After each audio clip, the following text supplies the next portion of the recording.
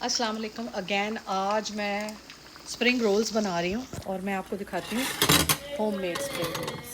देखें तैयार हो गए हैं, बिल्कुल ज़्यादा नहीं इनको पकाते वरना ये जलना शुरू हो जाते हैं, क्योंकि बड़ी बारीक सी और बड़ी थिन लेयर होती है।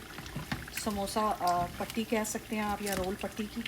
जैसे अब आप इनको निकालने लगते हैं, सबसे पहले आप स्टोव को लाइट पे कर देते हैं और उसके बाद ये मैंने पेपर टॉवल लगाया है प्लेट में, और इसमें से अब मैं ये रोल्स जो हैं वो निकाल रही हूँ। साथ में जो आपको देगचा नज़र आ रहा है, इसमें मैंने आज चिकन पुलाव पका के रखा है, वो भी तैयार है।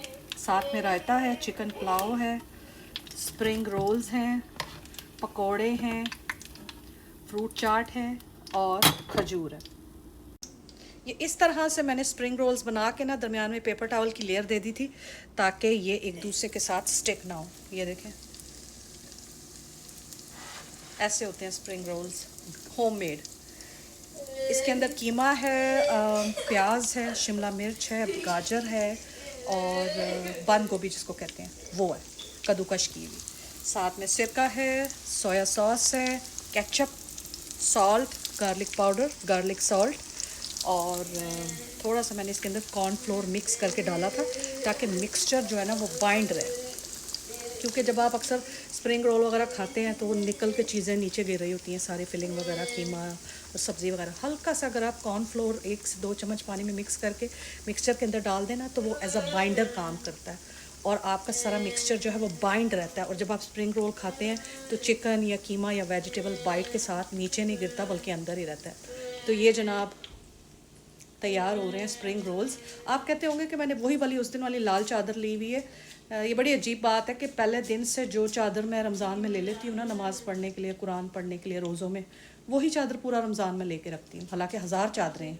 आई डोंट नो क्या एक एफिलिएशन का चक्कर है कि हर दफ़ा नमाज़ पढ़ने के लिए मैं यही चादर उठाती हूँ, इसी को ओढ़ के नमाज़ पढ़ ली, कुरान पढ़ लिया, अफ्तार बनाते वक्त भी यही चादर ली हुई होती है, इसको धो के फिर इसी को ही ले लूँगी। 1000 चादरें हैं, मगर इसके साथ अफिलिएशन हुई हुई है आजकल, तो बस ऐसा ही है। पीछे बड़े अच्छे से होममेड स्प्रिंग रोल है, अच्छे लग रहे हैं। कुछ मैंने डिश आउट ऑलरेडी कर लिए हैं। तो फ्रूट चाट है, स्प्रिंग रोल हैं, पकोड़े हैं, खजूरें हैं, चिकन पुलाव और रायता। सादा सा इफ्तार है आज का। अभी दिखाती हूँ। तो ये है जनाब स्प्रिंग रोल्स, और ये मैंने ऑलरेडी डिश आउट कर लिए हैं। एक ख्याल रखना चाहिए, इनको बहुत ज़्यादा फ्राई नहीं करते, पता क्या है, फिर ये जल जाते हैं। इनको हल्का सा गोल्डन बस करना होता है, इवन ब्राउन भी नहीं करते इसको, क्योंकि इतनी थिन लेयर होती है। इसको आप तल तल के काला स्याह कर देते हैं, वो नहीं सही होता।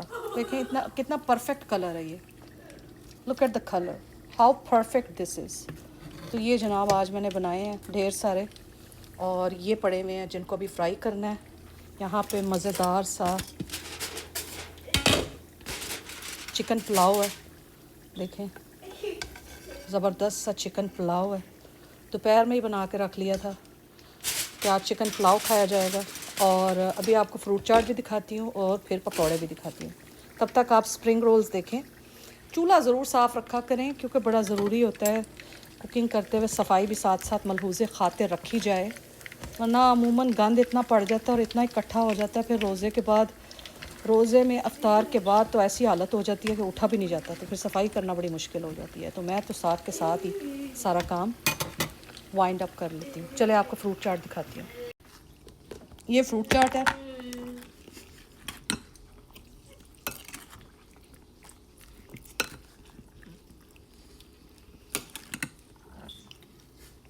बिला वजह की। ये पकौड़े हैं, उस दिन की तरह आज फिर बन रहे हैं।